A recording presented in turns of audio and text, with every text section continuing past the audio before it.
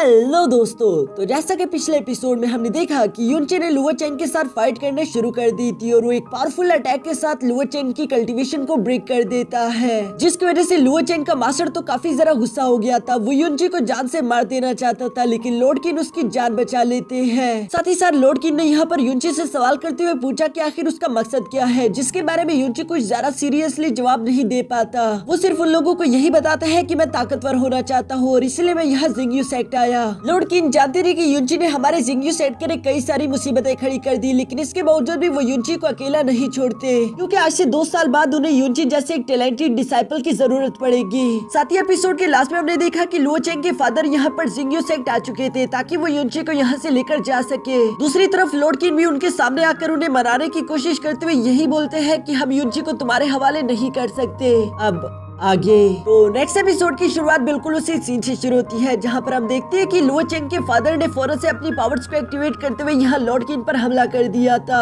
Lord किन भी खुद को नहीं रोकते, वो भी बराबरी के साथ लुओ चेंग के फादर का मुकाबला कर रहे थे, जहां वो लुओ चेंग के फादर को पीछे की तरफ हटाते हुए कहते हैं कि तुम्हें मेरी बात समझ लेनी चाहिए। मैंने तुमसे कह दिया कि हम युनची को तुम्हारे हवाले नहीं कर सकते, तो फिर चाहे उसके लिए हमें तुम्हारे जियाओ सेट से फाइट ही क्यों ना करनी पड़े। तुम जानते हो कि हमारा जिंगयू सेट भी पीछे नहीं रुकेगा, इसलिए इस बात का अंदाजा कोई नहीं लगा सकता कि इस फाइट का अंजाम क्या होगा, कौन इस फाइट में जीत सकता है। लुओ चेंग के फादर ने ये सुनकर जोर जोर से हंसना शुरू कर दिया था। वो यहाँ पर लॉर्ड किन से कहता है कि तुम हमसे फाइट करना चाहते हो क्योंकि तुम्हें मालूम है कि हम लोग जियाओ ट्राइब की सिर्फ एक मामूली से ब्रांच है, लेकिन क्या होगा अगर तुम्हारा फाइट जियाओ ट्राइब से ही हो जाए। वो आगे की तरफ बढ़ते हुए लॉर्ड किन को बताता है कि असल में जियाओ ट्राइब के लीडर ने वादा किया था कि वो अपनी बेटी का रिश्ता मेरे बेटे को देंगे, यानी कि मेरा बेटा फ्यूचर में उनका दामाद बनने वाला था और तुम लोगों ने तो उसी को क्रिपल कर दिया। तो तुम जानते हो कि इसका अंजाम क्या होगा। अगर तुम लोग सरवाइव करना चाहते हो तो तुम लोगों को हमारी बात माननी होगी, क्योंकि जियाओ ट्राइब काफी ज्यादा बड़ा है और वो आसानी के साथ तुम्हारे जिंगयू सेट को डिस्ट्रॉय कर सकता है।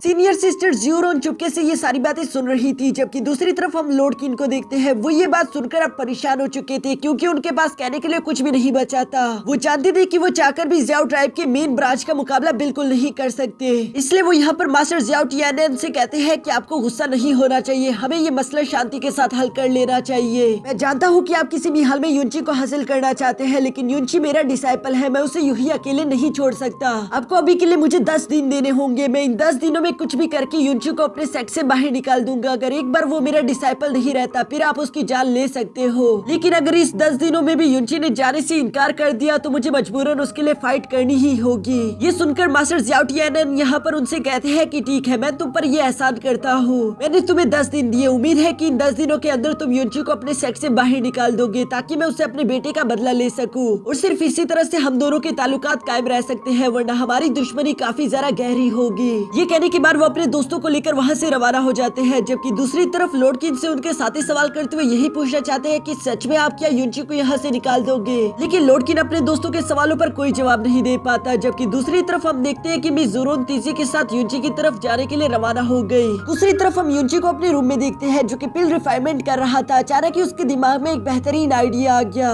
जिसको बताने के लिए वो अपने सोल सी में जैस्मीन के पास चला जाता है, लेकिन जैस्मीन तो सो रही थी, साथ ही साथ उसे काफी ज्यादा ठंड भी लग रही थी। ये देखकर युनची उसे एक कपड़े में ढांप देता है, लेकिन साथ ही साथ युनची महसूस करता है कि शायद जैस्मीन कोई बुरा ख्वाब देख रही है। वो शायद अपनी फैमिली के बारे में ही सोच रही थी, इसलिए उसके आंखों से आंसू भी आ रहे थे, जिन्हें पहुंचते हुए युनची अभी वहाँ से जाने ही वाला था, लेकिन जैस्मीन ने युनची का हाथ पकड़ लिया और वो नींद में ही युनची से कहती है कि प्लीज मुझे छोड़कर मत जाना, मैं दोबारा अकेले नहीं होना चाहती। युनची जैस्मीन की ये बात सुनकर धीरे धीरे अभी जैस्मीन के पास आ ही रहा था, तभी अचानक हम देखते हैं कि जैस्मीन की आंख खुल गई, जो कि युनची को अपने इतने पास देकर फौरन उसे अपने से दूर हटा देती है। साथ ही वो युनची से कहती है कि कमीने इंसान, आखिर तुम मेरे साथ क्या करने की कोशिश कर रहे थे। अब ये मत कहना कि तुम मुझे सिर्फ यहाँ पर सर्दी से बचाने के लिए आए हुए थे। जो सुनकर युनची जवाब देते हुए बोलता है कि नहीं, मैं ये बिल्कुल भी नहीं कहूँगा। और ये कहते साथ ही युनची उस मेडिकल पिल को अपने पास लाकर यहाँ जैस्मीन को बताता है कि मेरे पास एक जबरदस्त आइडिया आया है, जिसके इस्तेमाल करके तो हम जियाओ ट्राइब की हालत पहले से भी ज्यादा खराब कर देंगे। मेरे शैतानी दिमाग का तो जवाब नहीं। और ये कहते वो इवल्स की तरह हंस रहा था, जबकि जैस्मीन तो सिर्फ युनची का मुंह देख रही थी। तभी अचानक युनची को अपने दरवाजे पर दस्तक सुनाई देती है, जो सुनकर उसे लग रहा था कि शायद वो जरूर युनबा ही होगा।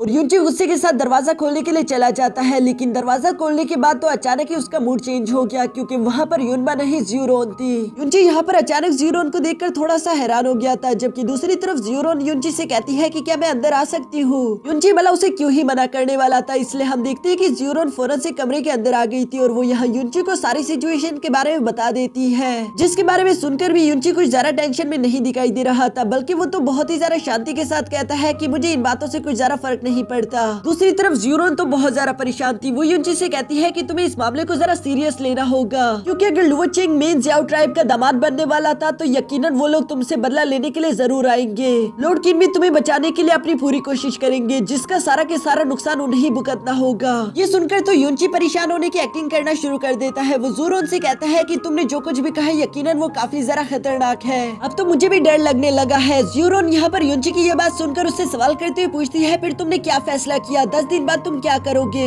जिस पर युनची कहता है कि मुझे तो कुछ समझ नहीं आ रहा, तुम ही बताओ कि मुझे क्या करना चाहिए। जियोरन युनची की ये बात सुनकर कहती है कि मुझे लगता है कि 10 दिन बाद तुम मेरे साथ मेरी इंपीरियल सिटी जा सकते हो, वहाँ पर मेरी फैमिली के होते हुए शायद तुम सेफ रहोगे। साथ ही साथ हम लोग फ्लाइंग बीस्ट का इस्तेमाल करेंगे जो कि बहुत ही ज्यादा फास्ट है, हमें कोई पकड़ ही नहीं पाएगा। युनची मिस जियोरन की ये सारी बातें सुनकर कहता है कि आपका बहुत बहुत शुक्रिया, लेकिन मैं अभी भी एक सवाल सोच रहा हूँ, आपके और मुझे मिले तो सिर्फ कुछ ही दिन हुए हैं, फिर आखिर तुम अपनी जिंदगी को मेरे लिए दाव पर क्यों लगा रही हो? ये कहते हुए युनची जियोरन की आंखों में देख रहा था, जिसकी वजह से जियोरन ब्लश कर रही थी। वो फौरन दूसरी तरफ पलटते हुए युनची से कहती है, क्योंकि मैं तुम्हारी सीनियर हूँ और मैं नहीं चाहती कि तुम्हें कुछ भी हो जाए। ये सुनकर तो युनची यहाँ पर जियोरन की तारीफें करते हुए कहता है कि तुम्हारा बहुत बहुत शुक्रिया, मैं तुम्हें कभी नहीं भूलूंगा, मेरे दूसरे जन्म में भी मैं हमेशा तुम्हें याद रखूंगा। मैं याद रखूंगा कि एक लड़की थी जियोरन जो कि बहुत ही ज्यादा खूबसूरत थी और वो मेरा बहुत ही ज्यादा ख्याल रखती थी। जियोरन युनची की ये बातें सुनकर दोबारा पलटकर उसकी आंखों में देखती है, जहाँ युनची उसे काफी ज्यादा प्यार भरी निगाहों से देख रहा था। दोनों के बीच एक प्यारा सा रोमांटिक सीन क्रिएट होने ही लगता है, लेकिन तभी अचानक हम देखते हैं कि जियोरन ब्लश करते हुए फौरन वहाँ से भागकर चली गई, जबकि जैस्मिन भी पीछे बैठी ये सारा नजारा देख रही थी। वो युनची से कहती है कि ये लड़की तो तुम पर कुछ ज्यादा ही मेहरबान हो रही है, जिस पर युनची जवाब देते हुए कहता है कि मास्टर तुम गलत मत समझो, वो लड़की बहुत अच्छी है और मुझे लगता है कि उससे मेरी फिक्र है। फिक्र क्यों है ये तो मुझे नहीं पता, शायद मैं कुछ ज्यादा ही हैंडसम हूँ इसलिए। जैस्मिन तो बस युनची की ये सारी बातें सुनते हुए मुंह ही बना रही थी। इसके बाद हम लोगों को नेक्स्ट डे का सीन दिखाया जाता है, जहाँ युनची एक बार फिर से अपना बेस बदलकर ब्लैक मून पेविलियन आ चुका था ताकि वो वहाँ से कुछ जरूरी चीजें खरीद सके।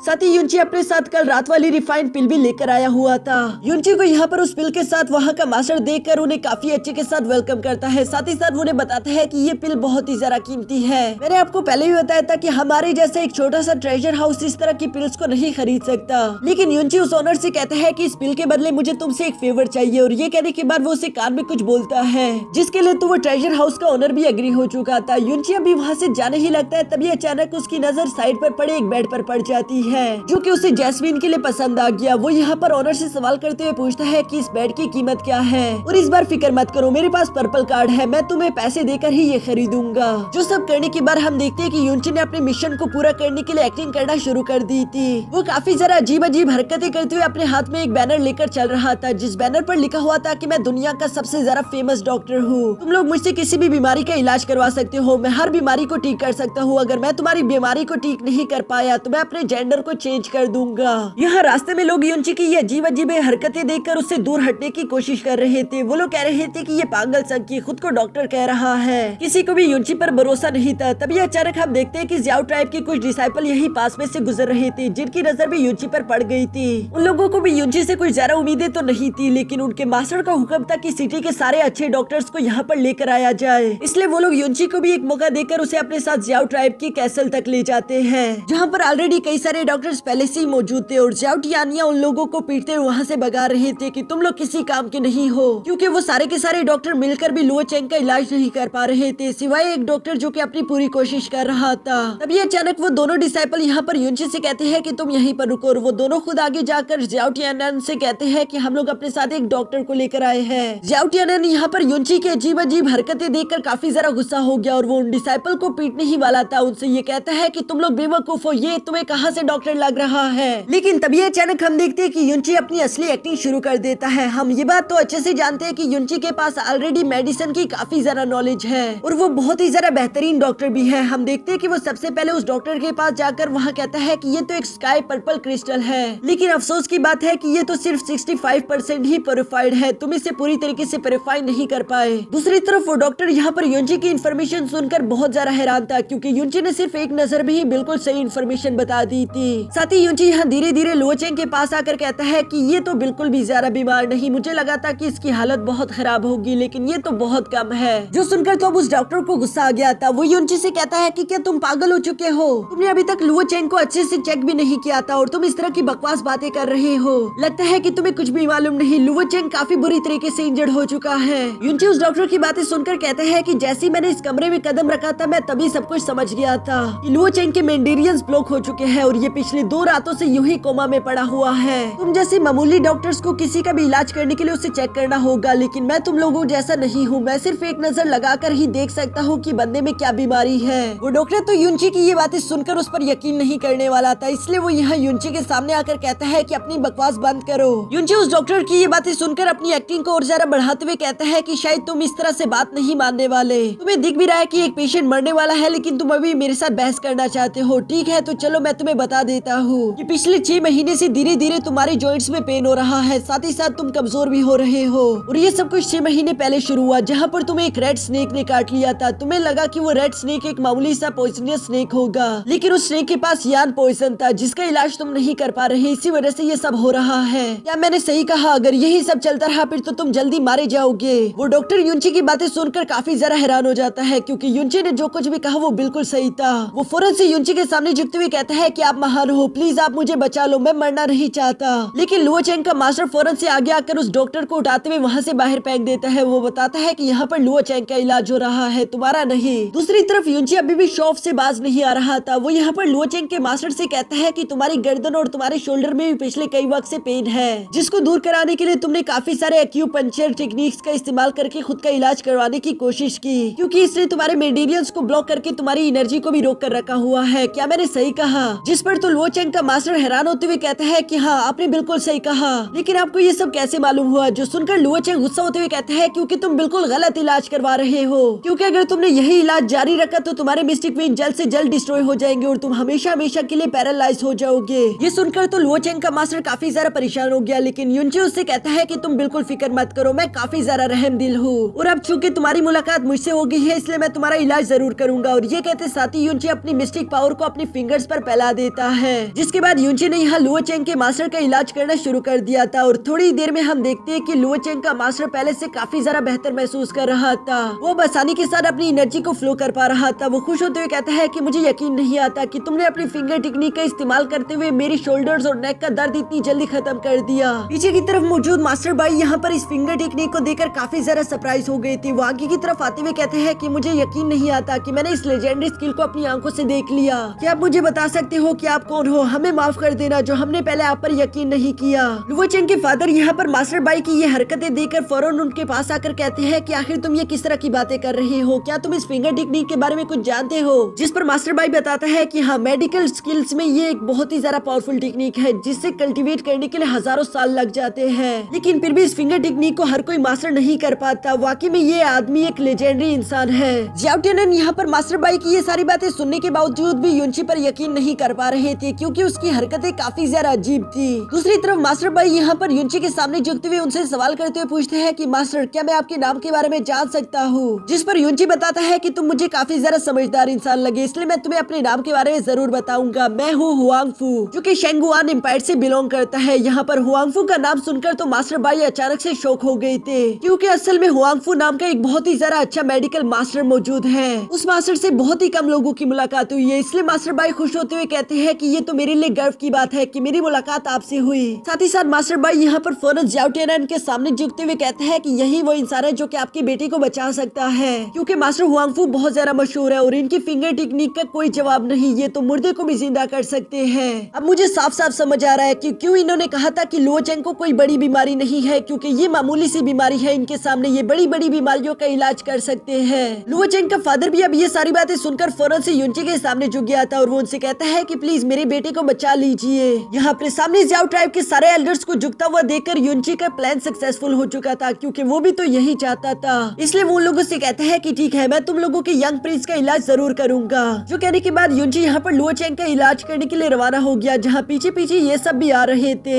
युनची इन सब लोगों को अपने पीछे आता हुआ देखकर गुस्सा होते हुए कहता है कि क्या तुम लोग मेरे से मेरी टेक्निक सीखना चाहते हो? भाग जाओ यहाँ से, मैं अकेले में ही उसका इलाज करूंगा। जो सुनकर इन सब लोगों को मजबूरन ही रूम से बाहर आकर इंतजार करना पड़ा और युनची कुछ देर अकेले रहकर यहाँ लुओ चेंग का इलाज करने के बाद आखिरकार रूम से निकलकर बाहर आ जाता है। वो यहाँ पर इन लोगों को बताता है कि आज का मैंने लुओ चेंग का इलाज कर दिया, बाकी का काम हम लोग कल करेंगे। अभी के लिए मैं बहुत ज्यादा थक चुका हूँ। जो सुनकर तो ज्याओ टियनन अपने सर्वेंट से कहते हैं कि इन्हें हमारा एक शानदार कमरा दिखा दो जहाँ पर मास्टर हुआंगफू आराम कर सके, जबकि वो खुद अपने बेटे लुओ चेंग को देखने के लिए रवाना हो गए थे। लुओ चेंग के पास आने के बाद वो देखते हैं कि लुओ चेंग के चेहरे पर कुछ गंदगी लगी हुई थी, साथ ही साथ उसके चेहरे से बहुत ही ज्यादा स्मेल भी आ रही थी, जिसके बारे में लुओ चेंग के फादर को तो कुछ भी समझ नहीं आ रहा था कि आखिर ये गंदगी है क्या और इससे इतनी ज्यादा स्मेल क्यों आ रही है। लुओ चेंग भी अब होश में आ गया था। वो अपने फादर को बताता है कि मैं खुद भी नहीं जानता कि आखिर ये चीज क्या है, ये तो उस मास्टर ने मेरे मुंह में भी काफी ज्यादा डाल दी थी। ये कहते साथ ही अचानक हम देखते हैं कि लुओ चेंग के बाएं हाथ में भी काफी ज्यादा जोर से दर्द होना शुरू हो गया था। जो सारी निशानियां देखकर लुओ चेंग के फादर को लग रहा था कि शायद हुआंगफू ने मेरे बेटे को गू खिला दिया, साथ ही साथ उसने मेरे बेटे का इलाज नहीं बल्कि उल्टा उसे और ज्यादा जख्मी कर दिया है। ये सब सोचते उसे काफी ज्यादा गुस्सा आ रहा था। वो गुस्से में कहता है कि हुआंगफू मैं तुम्हें जिंदा नहीं छोड़ूंगा, और इसी के साथ हमारा ये एपिसोड यहीं पर खत्म हो जाता है।